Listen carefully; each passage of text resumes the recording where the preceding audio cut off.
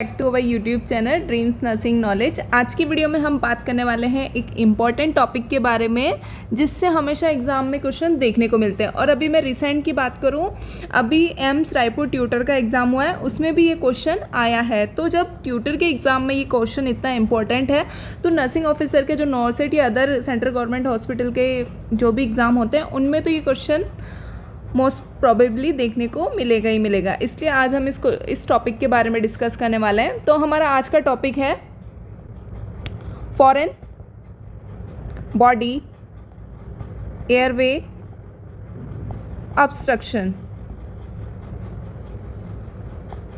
ठीक है, तो आज हम डिस्कस करने वाले हैं फॉरेन बॉडी एयरवे ऑब्स्ट्रक्शन। आपको नाम से ही समझ में आ रहा होगा फॉरेन बॉडी, आप सभी को पता है फॉरेन बॉडी क्या है।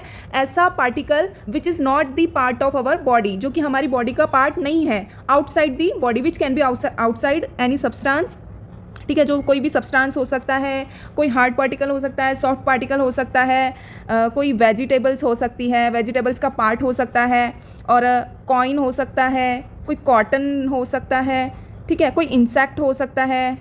ठीक है, कोई भी ऐसा पार्टिकल जो कि बॉडी का पार्ट नहीं है वो क्या कहलाएगा हमारी बॉडी के लिए, फॉरेन पार्टिकल्स। ठीक है, तो फॉरेन बॉडी एयरवे ऑब्स्ट्रक्शन, तो क्या होना, फॉरेन बॉडी की वजह से क्या होना, एयरवे का ऑब्स्ट्रक्शन हो जाना, क्या कहलाएगा, फॉरेन बॉडी एयरवे ऑब्स्ट्रक्शन। तो चलिए अब हम इसे डिटेल में देख लेते हैं। सबसे पहले हम बात करते हैं इसकी डेफिनेशन के बारे में।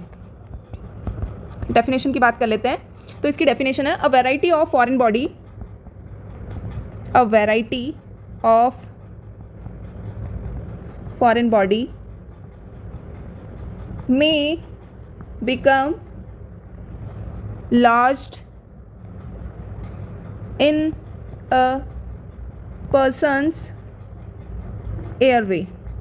देखो क्या मतलब है डेफिनेशन का, अ वैरायटी ऑफ फॉरेन बॉडी। हमने देखा वैरायटी ऑफ फॉरेन बॉडी जैसे बता दिया, कॉइन हो गया, कोई वेजिटेबल का पार्ट हो गया, कोई हार्ड पार्टिकल्स हो गया, कॉइन हो गया, सॉफ्ट पार्टिकल कॉटन हो गया, या और अदर जैसे कोई फूड पार्टिकल्स हो गया, च्युइंगम हो गया, कुछ भी हो सकता है। A variety of foreign body में become lodged in a person's airway. Lodged means फंस जाना या वहाँ पे जाके एकदम से चिपक जाना। ठीक है, मे बिकम लॉज्ड इन पर्सनस एयरवे। ठीक है, तो वेराइटी ऑफ फॉरेन सब्सटेंस हो सकते हैं जो पर्सन्स के एयरवे में जाके चिपक गए हैं, वो क्या होगा, फॉरेन बॉडी एयरवे ऑब्स्ट्रक्शन। अब नेक्स्ट हम बात करते हैं जनरल कंसिडरेशन फॉर एडल्ट। हम इसमें बच्चों की भी बात करेंगे और एडल्ट की भी बात करेंगे। तो सबसे पहले हम बात कर लेते हैं जनरल कंसिडरेशन फॉर एडल्ट। ठीक है, एडल्ट की बात करेंगे जिसमें हमें क्या करना है, फर्स्टली हमें करना है आस्क द पर्सन और a victim, are you choking. ठीक है, जो भी पर्सन या विक्टिम है उसे हमें, अगर वो एडल्ट है तो सबसे पहले हमें उससे पूछना है आर यू चॉकिंग, कि तुम्हें कुछ फंसा हुआ तो नहीं है, तुम्हें कुछ मतलब दिक्कत तो नहीं आ रही है, कुछ फंसा तो नहीं है तुम्हारे एयरवे में। ठीक है, ये पूछना है हमें। नेक्स्ट हम पूछेंगे the person will not be able to speak or cough if he or she is choking। ठीक है, नेक्स्ट क्या होगा, नेक्स्ट हम देखने वाले हैं the person will not be able to speak और कफ इफ़ ही और शी इज़ चॉकिंग। हम देखेंगे कि अगर पर्सन बोल नहीं पा रहा है या कफिंग नहीं कर पा रहा है तो इसका क्या मतलब है कि उसको क्या हुआ है, चॉकिंग हुआ है, कोई फॉरेन पार्टिकल्स है उसके एयरवे को ऑब्स्ट्रक्ट कर रहा है। ठीक है, नेक्स्ट है if the victim nods yes then help is needed. ठीक है, देखो क्या मतलब है इसका, अगर वो पर्सन नोट्स मीन्स अपनी गर्दन हिला रहा है क्योंकि वो बोल तो नहीं पाएगा, अगर उसको चॉकिंग ही होगा तो वो बोल नहीं पाएगा। तो नोट्स का मीन्स होता है सर हिलाना, तो जब वो सर हिलाएगा तो क्या करना है हमें, इसका मतलब हमें समझ जाना है कि हेल्प की रिक्वायरमेंट है। ठीक है, कि हमें जो है हेल्प की रिक्वायरमेंट है, मतलब पर्सन को हेल्प की रिक्वायरमेंट है कि उसे अब हेल्प चाहिए। यूनिवर्सल साइन ऑफ चॉकिंग, हम बात कर लेंगे यूनिवर्सल साइन की। ठीक है। यूनिवर्सल साइन मीन्स जो कि हम सभी को पता होना चाहिए। एक अगर हम हेल्थ केयर वर्कर नहीं हैं तो अदर जो पर्सन्स हैं उन सभी को पता होना चाहिए कि चॉकिंग साइन क्या क्या होते हैं, यूनिवर्सली सबको पता होना चाहिए। तो चॉकिंग साइन की हम बात कर लेते हैं। तो फर्स्टली क्या होगा, स्पीकलेस, ठीक है। नेक्स्ट होगा कफलेस और ब्रीथलेस, ठीक है। ये सब क्या होगा देखने को मिलेगा। तो हम बात कर लेते हैं, स्पीकलेस होगा क्योंकि चॉकिंग हो चुकी है। हमने फर्स्टली अभी देखा था हमने कि पर्सन से हमें पूछना है आर यू चॉकिंग, तो इसलिए हम क्यों पूछेंगे उससे, अगर वो नहीं बोल पाएगा तो क्या मतलब है, स्पीकलेस है पर्सन तो उसको चॉकिंग हो चुका है। कफलेस होगा, चॉकिंग में दो चीज़ देखी हमने, स्पीकलेस और कफलेस होता है वो, ठीक है। ना वो कफ कर पाएगा, कफिंग कर पाएगा, ना ही वो बोल पाएगा। ब्रीथलेस हो जाएगा, फॉरेन बॉडी एयरवे ऑब्स्ट्रक्ट करेगी तो वो ब्रीथिंग नहीं कर पाएगा, ब्रीथलेस। तो जब वो ब्रीथलेस हो जाएगा तो उसका साउंड कैसा आने वाला है, हाई पिच्ड साउंड जो है हमें देखने को मिलेगा, जो कि कैसा साउंड होगा, स्ट्राइडर साउंड। कौन सा साउंड होगा, स्ट्राइडर साउंड और क्रो लाइक साउंड, यानी कि जैसा कौवा बोलता है, क्रो जैसा बोलता है, वैसा वो उसके गले से आवाज़ आएगी, ठीक है। नेक्स्ट हम यूनिवर्सल साइन की बात करेंगे। लिप्स और फिंगर नेल्स बिकम ब्लू और साइनोसिस, ठीक है। क्या हो जाएगा, अगर वो ब्रीथ नहीं कर पाएगा तो थोड़ी देर में क्या होगा, उसके टिश्यू और सेल्स तक ऑक्सीजन नहीं पहुंच पाएगी और कौन सी कंडीशन अराइज हो जाएगी, साइनोसिस वाली कंडीशन अराइज हो जाएगी। तो हमें उसके लिप्स और फिंगर नेल्स जो है ब्लू देखने को मिलेंगे, ठीक है। नेक्स्ट देखेंगे, if the person airway is partial obstructed, a crowing sound is heard. Encourage the victim to cough, ठीक है। क्या करने वाले हैं हम, अगर पर्सन का एयरवे पार्शली ऑब्स्ट्रक्टेड है, पार्शली मीन्स कंप्लीटली ऑब्स्ट्रक्टेड नहीं है, थोड़ा सा ऑब्स्ट्रक्शन है उसको, तो हम क्या करने वाले हैं, थोड़ा सा ऑब्स्ट्रक्शन है वो हमें कैसा पता चलेगा, उसमें साउंड कैसा आने वाला है, उसका क्रो जैसा, क्रो साउंड करता है, कव्वे की आवाज़ जैसा साउंड आने वाला है। तो हम क्या करेंगे, उस पर्सन को बोलेंगे, कफिंग करने के लिए हम उसे एनकरेज करेंगे, क्योंकि हो सकता है फॉरेन पार्टिकल्स ज़्यादा अंदर नहीं गया है, बाहर ही है, तो वो कफिंग से निकल जाए, ठीक है। इसलिए हम उसे कफिंग के लिए एनकरेज करेंगे। देखो नेक्स्ट हमें क्या करना है, if the victim is having difficulty in breathing activity, then activates the emergency medical system, ठीक है। हमने पर्सन को पार्शियली देखिए कफिंग के लिए बोला है, बट फिर भी अगर उसको डिफ़िकल्टी इन ब्रीथिंग है अभी भी, तो हमें क्या करना है, हमें जो है हमें इमरजेंसी मेडिकल सिस्टम जो है स्टार्ट कर देना है, ठीक है। क्या होगा हमारा इमरजेंसी मेडिकल सिस्टम, देखते हैं।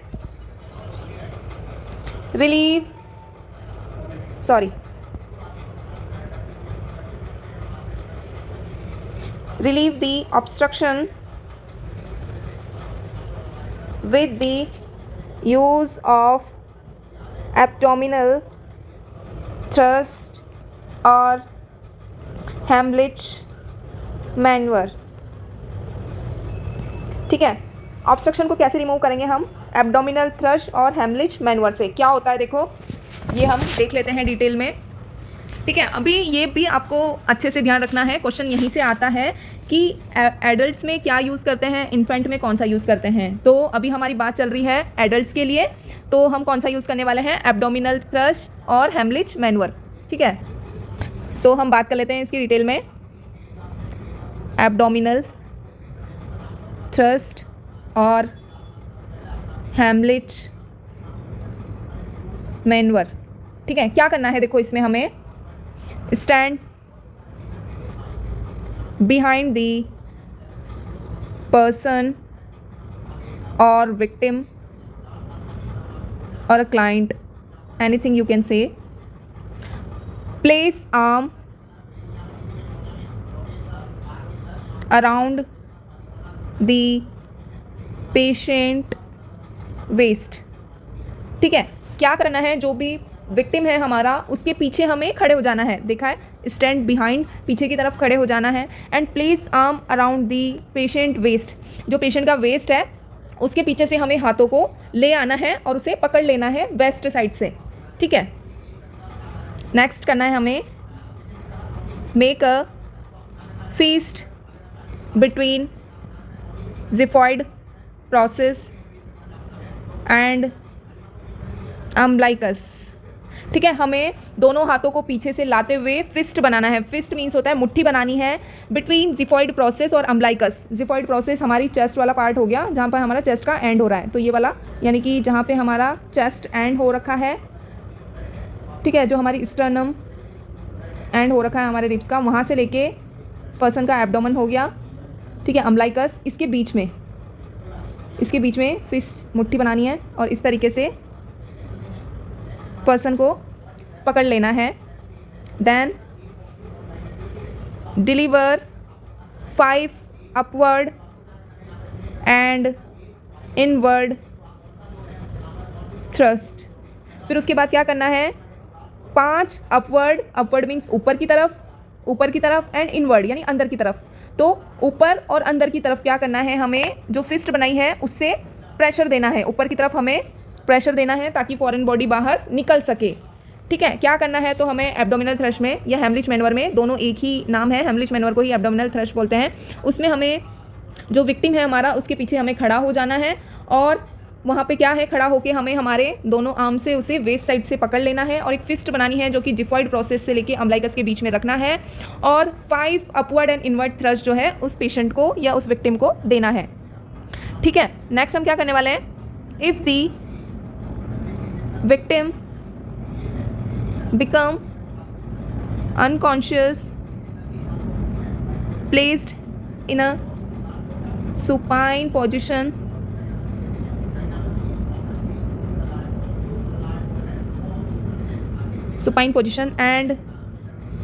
and start CPR for 2 minutes।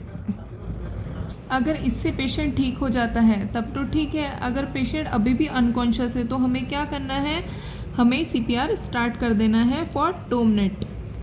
Adult के बारे में अब हम बात कर लेते हैं फॉर इन्फेंट, ठीक है। फॉर इन्फेंट हम बात कर लेंगे, उसमें क्या करना है, हमें assist the victim for obstruction and not breathing problem, ठीक है। इन्फेंट के लिए क्या करना है, असिस्ट करना है हमें ऑब्स्ट्रक्शन को और ब्रीथिंग प्रॉब्लम को हमें नोट करना है। उसके लिए फिर उसके बाद हमें क्या करना है, use back slap and chest thrust. देखो एडल्ट में तो हमने पीछे जाके और उसे आगे से अपवर्ड और इनवर्ड जो है थ्रस्ट दिलवाए थे, और अभी क्या करना है, हमें उस बच्चे को क्या करना है, बैक स्लैप देनी है, पीछे से हमें थपथपाना है उसको, एंड चेस्ट थ्रस्ट, चेस्ट पे हमें आगे से उसे ऊपर की तरफ धक्का देना है ताकि फॉरेन पार्टिकल निकल सके, ठीक है। नेक्स्ट हमें क्या करना है, placed the infant over arm, low head lower than legs with holding the jaw। क्या करना है, देखो पेशेंट को जो है आर्म पे मतलब जो बच्चा होगा बहुत छोटा सा होगा, तो क्या करना है, जो भी उसे थ्रस्ट देगा उस पर्सन के हैंड पे जो बच्चा होगा उसे उल्टा लेटा देना है और उसको जो उसका हेड है वो नीचे होना चाहिए और उसके लेग्स जो है ऊपर होने चाहिए, और जो उसका जो होगा उसे होल्ड करके रखना है। नेक्स्ट हम करने वाले हैं इस पोजीशन में लेके deliver 5 back slap between shoulder plate, ठीक है। हमें क्या करना है, शोल्डर प्लेट पे 5 स्लैप करना है, ठीक है। नेक्स्ट हम करने वाले हैं turn the infant and give supine position, ठीक है। इन्फेंट को टर्न करना है और फिर हमें उसे सुपाइन पोजीशन देनी है, और फिर सुपाइन पोजीशन देने के बाद गिव 5 चेस्ट थ्रस्ट और कंप्रेशन यूज़ 2 फिंगर। ये इंपॉर्टेंट है, याद करना है। कितनी फिंगर से हमें देना होगा? 2 फिंगर से। ठीक है, अब हमने पेशेंट को क्या किया? सुपाइन पोजीशन में कर दिया इन्फेंट को, और 5 चेस्ट थ्रस्ट देने हैं। 2 फिंगर से हमें कंप्रेशन या थ्रस्ट जो है हमें देना है। ठीक है, हम फिर से देख लेंगे। फॉर इन्फेंट के लिए हमें क्या करना है? Assist the victim for obstruction और ब्रीथिंग प्रॉब्लम। कोई भी ऑब्स्ट्रक्शन और ब्रीथिंग प्रॉब्लम पहले हमें उसकी असिस्ट करनी है, फिर हमें उसे बैक स्लैप और चेस्ट थ्रस्ट देना है। जो हमने एडल्ट के लिए किया था उसका नाम था एब्डोमिनल थ्रस्ट और हेमरिज मैनुअर, और इसमें हम क्या बोलेंगे? Use back slap and chest thrust देना है हमें। तो उसके लिए हमें placed over arm, infant over arm, lower head करना है हमें। जो भी पर्सन होगा उसके हाथ में हमें बच्चे को लेके उसका हेड तो नीचे कर देना है, जो होल्ड करते हुए, और उसके लेग्स जो है ऊपर की तरफ होनी चाहिए, और 5 बैक स्लैप हमें शोल्डर प्लेट पे देना है। शोल्डर प्लेट में जो दोनों शोल्डर है उसके बीच वाला जो प्लेस है वहाँ पे हमें बैक स्लैप देनी है। फिर हमें उसे बच्चे को टर्न कर देना है। सुपाइन पोजीशन में लाने के बाद 2 फिंगर से चेस्ट थ्रस्ट या कंप्रेशन हमें देना है। ठीक है, क्लियर है? नेक्स्ट हम बात करेंगे for obese person and pregnant lady के लिए। अब हम बात कर लेते हैं for obese person and pregnant lady. ठीक है, उसके लिए हम बात कर लेंगे। तो इस कंडीशन में हमें क्या करना है? इसमें भी हमें chest thrust are use, chest compression हमें देना है। उसके लिए हमें place arm under axilla and hands at the middle of chest. ठीक है, एक्जिला से लाते हुए हाथों को चेस्ट पर हमें पीछे से पकड़ना है। एक्जिला से लाते हुए हाथों को मिडिल ऑफ चेस्ट में प्रेस करना है, और फिर गिव 5 चेस्ट थ्रस्ट, और हमें क्या करनी है? 5 चेस्ट थ्रस्ट जो है हमें उसे देना है। ठीक है, क्लियर है? एडल्ट और हमने ओबेस पर्सन और प्रेग्नेंट लेडी में हमने बात कर ली है कि हमें उनमें क्या करना है? चेस्ट थ्रस्ट देना है। चेस्ट थ्रस्ट में हमें एक्जिला से अपने हाथ लाते हुए हैंड्स को मिडिल ऑफ चेस्ट पे रखना है, और 5 चेस्ट थ्रस्ट जो है हमें 5 चेस्ट कंप्रेशन उसे देना है, जिससे कि उनका फॉरेन बॉडी पार्टिकल निकल सके। तो हमने तीनों में देख लिया है। और नेक्स्ट हम बात करें, ये करने के बाद हमें क्या करना है? Blind finger sweeps in the mouth of a person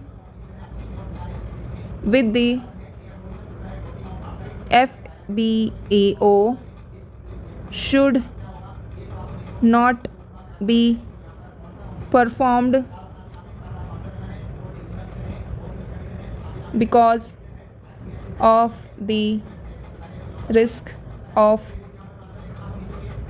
pushing the object further into airway।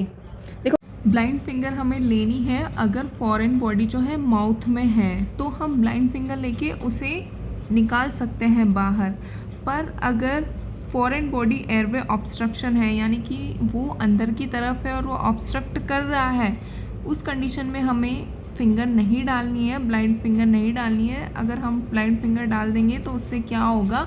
जो फॉरेन बॉडी है वो फिर से अंदर चली जाएगी और अंदर जा सकती है, और वो एयरवे और ज़्यादा ऑब्स्ट्रक्ट कर सकती है। इसलिए सिर्फ अगर मुंह के अंदर है, ओरली मतलब माउथ में आगे की तरफ है, तब हम ब्लाइंड फिंगर से निकाल सकते हैं। अदरवाइज़ वो ज़्यादा अंदर है तब हमें नहीं निकालना है। So guys, thank you for watching my video. आपको पसंद आता है तो please like, share and subscribe also. Thank you.